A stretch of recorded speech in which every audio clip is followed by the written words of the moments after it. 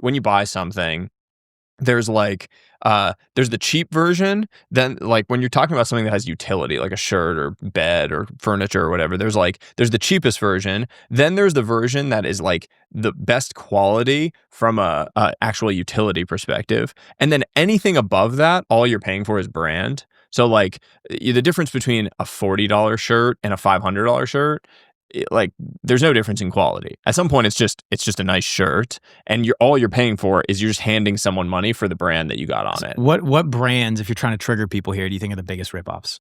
The biggest ripoff brands. I mean, anything that's like a big, like where you have a big logo on it, where you're trying to status signal. No, no, not Lululemon. I mean, I don't know. My wife wears Lululemon. Yeah. I'm like, I don't know. It doesn't seem like they're pretty nice, I will say. Yeah, that stuff's nice. But like the biggest ripoffs are when you're getting charged for the fact that they know the reason you're buying this thing is to try to impress other people. So like that is what they're preying on your insecurity, right? Like that is what a luxury brand is. Like you don't carry around a bag because you're like, oh, I love the way this bag makes me feel. You carry it around because you're trying to signal to other people that you are impressive and of a level of status that they should admire. Like we spend the vast majority of our luxury purchases. If you were to ask yourself when you make that purchase, would I buy this if I could not tell a single person that I had it? If I couldn't take a picture on Instagram, I couldn't show it to anyone else. If you ask yourself that question, I call it the bot status test. Like, am I trying to buy status? Usually the answer is no. You're getting this because you want other people to think you're cool in some way. There's nothing wrong with that, but you also have to acknowledge how often you are living for the benefit of a whole bunch of people that are never thinking about you. Like, no one is as impressed by your stuff as you think they are. They don't care. What do you think are the biggest misconceptions about money that hold people back? I think that when you are starting out on your journey, you build in your mind this impression that an incremental unit of money equals an incremental unit of happiness. Like money equals happiness, right? Because it does in the early days. Anyone that tells you money doesn't buy happiness is lying. Scientifically, it's actually proven, shown across every study that in the early days of your life and on the early part of the curve, money directly buys happiness. The challenge is humans are really bad at adjusting to something when the fundamental calculus has changed. And again, the science is pretty clear that above certain levels, that incremental unit of money does not drive the same incremental unit of happiness that it did in the early days. But we're like mice chasing the cheese. And so what happens is we are still convinced that it will. We convince ourselves that our happiness is on the other side of just a little bit more of whatever it is. And we lose sight of everything else on that journey. And that is basically the trap that everyone falls into that leads you to this rich yet miserable existence, which you honestly, I mean, I could not conceive of that when I was in my 20s. I was like, what do you mean you have it all? You doing all the things and you're miserable? Like, how's that possible? But that's the reason it happens. Do you notice any difference in mindset and money habits when it comes to like Gen Z, millennials, boomers? And is one of those maybe better than the other? Yeah, I mean, I would say Gen Z, all the recent surveys that I've seen show that Gen Z has these like dramatically higher expectations for what it means to have made it. I think there was like a survey recently that I saw that said it looked at all the generations and like how much money do you need to make in order to have like made it financially. And it was basically like $200,000 a year was the number for like boomers, Gen X, millennials. And then for Gen Z, it was like $600,000. It was like completely off the charts. And look, I think like the most common interpretation of that would be like Gen Z's cooked, they don't understand money, they're so crazy. But the other piece of that is like, look, they've also come of age in a time when inflation was through the roof and it is untenable to own a starter home in most cities if you're just like earning a normal salary. And so I think that like there's reasons why people feel that way. It's also crazy. Social media has cooked our brains in a lot of ways. You're like, I hired a 27-year-old kid last year. It was his first job. He was like working as personal trainer before. And when I first hired him, he was like, I'm going to be making $1 million a year by the time I'm 30. And I just looked at him. I was like, how?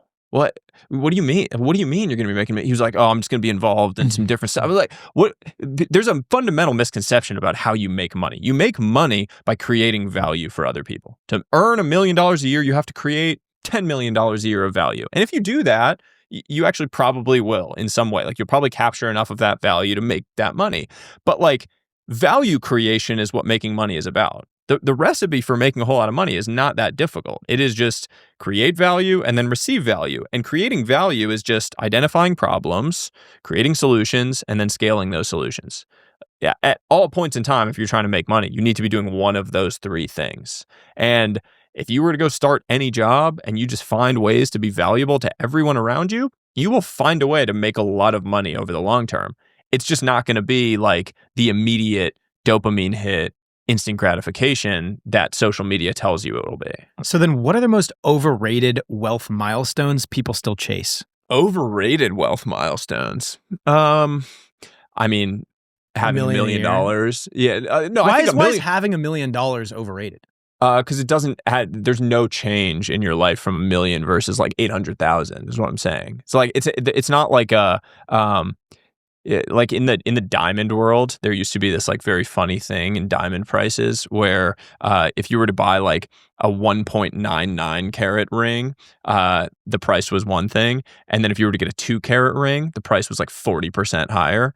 And it's because like we build up in our minds these like the next threshold. And so they're preying again on like the guy, is going to go in and like it's his insecurity. He's like, no, I'm going to buy the 2 carat ring. So they priced it up a whole bunch. We build up like this significance to these certain thresholds like that actually have no bearing on your life. It might feel good to say I have $1 million net worth, but $1 million net worth is not what it was 30 years ago, 20 years ago. Like the whole idea of a millionaire was like this big, this big thing. But like being a millionaire now, that's probably like $5 million to have that same level of financial significance in how you're able to operate. What is more important, having a lot of money or making a lot of money? Cash flow. Cash flow, Really? cash flow, cash flow. Really? I disagree. Yeah, I would say disagree. having a lot of money is way better than making a lot of money. Anytime anyone's talking about having a lot of money, all they're actually talking about is cash flow. And like everything comes down to cash flow. When people are like, oh, how much is enough? You see all these debates online, 5 million, 10 million, 30 million. All you're actually doing is in the back of your mind, you're doing this math on it sitting there, what your actual cash flow is that comes off The of cash it. flow is not guaranteed. Though, exactly. Right? What do you mean cash flow is not Cash flow. So Neither for example, is the I'm money talking that comes off of accounts, and everyone always does this. You're like, oh, I've got 10 million sitting in the stock market. That's just going to get me, it's going to get me 500 grand a year. It's like, but there are things like failure rates with a 3% withdrawal rate off of X amount lump sum invested in a broad market index fund. Like those you can actually apply a certain math to, so you can have certainty. Okay, there's a 0.01% failure rate for this sort of investment, and I can withdraw safely this amount per year. As opposed to, I've worked in this sector, and I feel like if I job hop, I can get another job paying this amount, and then your future is just uncertain with that way. Whereas like you have more broad data all saying that, okay, if you withdraw this amount, your failure rate is this percent. If you're posing this question as like, would you rather take $10 million today or $1 million salary per year? Obviously, you're going to take the $10 million today. Like, yes, I would 100% do that because like the safety and the financial security of doing that is going to matter. But if you pose it as like, oh, I have the skills and knowledge to continue to grow that $1 million a year, and I have, an ability to like do that across a diversified stream of cash flows, I would take the $1 million. I think broadly speaking, it kind of dictates the way that like the common argument of, hey, I'm not making that much money, but I make a little bit, like enough to save a little bit. And you're like, okay, great. Invest that in a broad market index fund.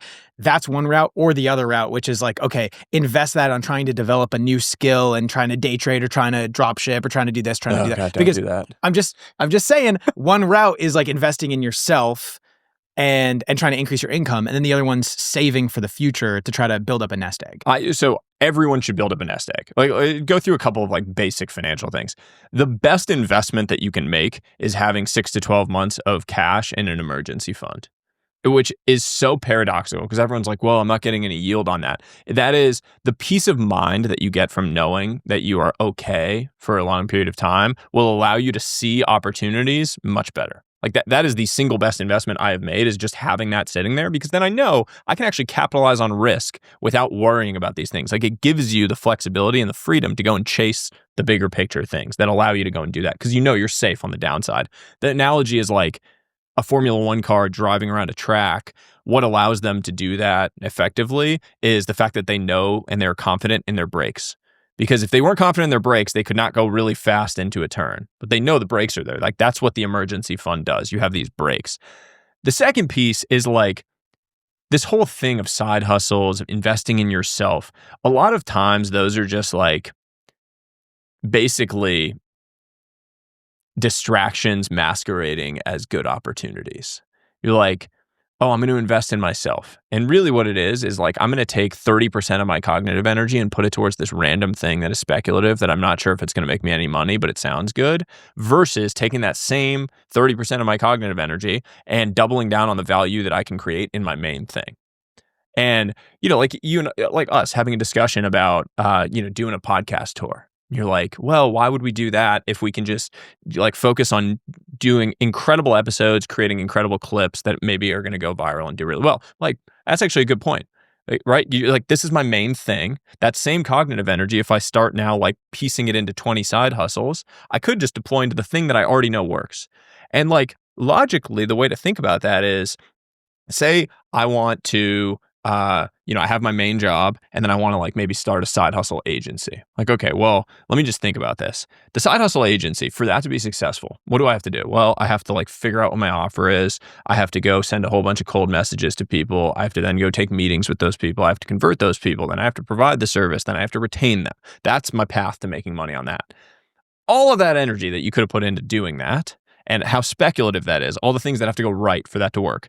What if you just put that towards creating way more value at your main thing? Would you not be able to make more money by like doubling your value that you're providing to the main thing that you're doing? That is why, assuming this other thing isn't like your life's passion, your life's work that you have to go and do it. If it's just a money play, you're better off doubling down on the value you can create in your main thing.